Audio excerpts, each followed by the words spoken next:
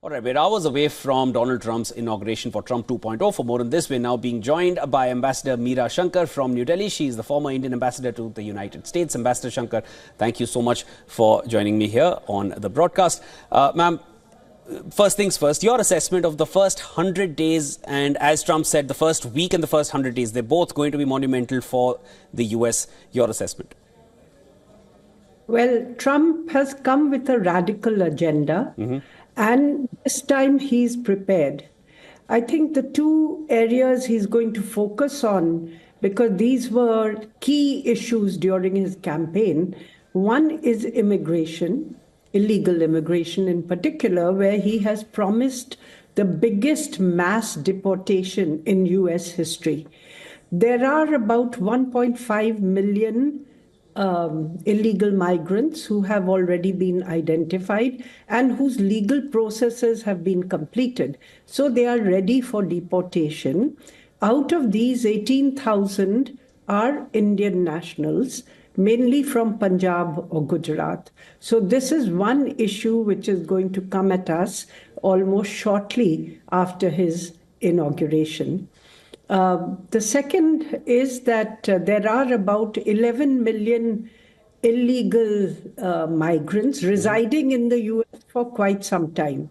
Now, Trump has promised that he's going to deport these as well, deporting about 1 million people a year. Out of these, 7,25,000 are assessed to be Indian nationals.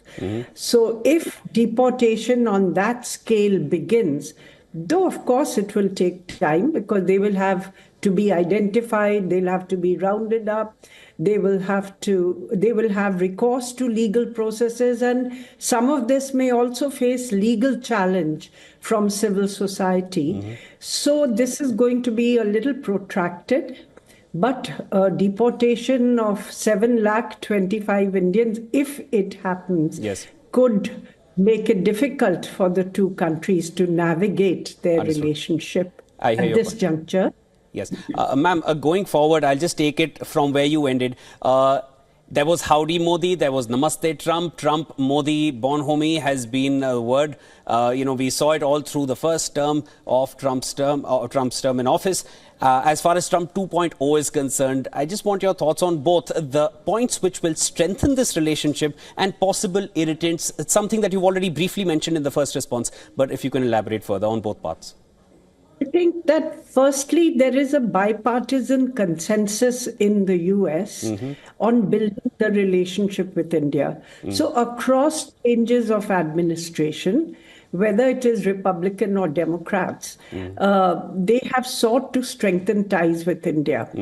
And this is because of their growing strategic convergence in the Indo-Pacific, the growing economic ties and technology partnerships between the two countries, and the increasing influence of the Indian American community, which is a bridge between the two countries. So this framework will apply to the Indo-US relationship as Trump takes charge for his second term.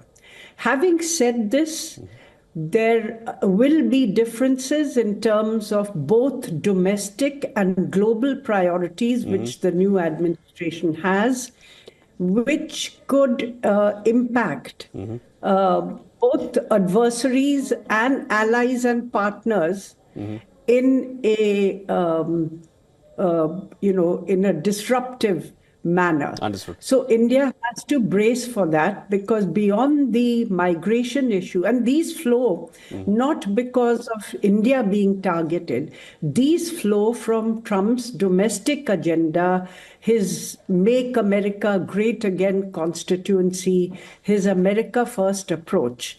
And this is going to inform many of his policies, including trade. He has said he will impose a 10 to 20% tariff uniformly on all countries for imports to the United States. And he will impose higher tariffs on China and higher tariffs, he has threatened, on Canada and Mexico. Yes. But post his election, his he has been talking of a 10% additional increase on Chinese tariffs. Yes. So much lower than the original 60% that he had talked of.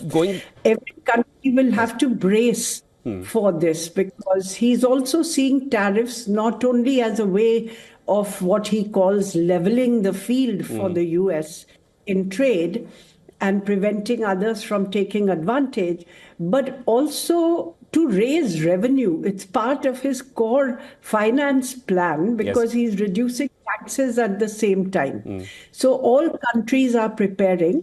They are creating lists of potential goods that they could target up to 10%, from the US, which they are importing from the US, and they are also preparing their negotiating stance. So I think India too would need to be prepared, because these are things he's going to do immediately.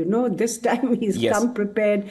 He's got a list of things that he's going to do. So within the broad framework of the Indo-US strategic partnership, where there will be continuity in security cooperation, in defense cooperation, in political ties, in the Quad, you've seen he's invited the Quad. But India needs to brace. India needs to brace for those tariffs. Yes. Yeah. And but his domestic agenda, his domestic political and economic agenda will drive policies which may be disruptive, particularly in the initial phase, till the relationship finds a new normal. Till the relationship finds a new normal. And definitely tariff king was a term that Trump had used for India in the first term. There have been those things which are bound to come back in a different manner, perhaps this time. But in the larger framework of things, everyone across the board in the US wants a better relationship and a stronger tie with India. And that is something that definitely both nations agree upon. So as large as the larger vision is concerned, that's in place. But tariffs is something India needs to brace for. Thank you so much for joining me, Ambassador Shankar. Pleasure speaking with you, ma'am. Thank you.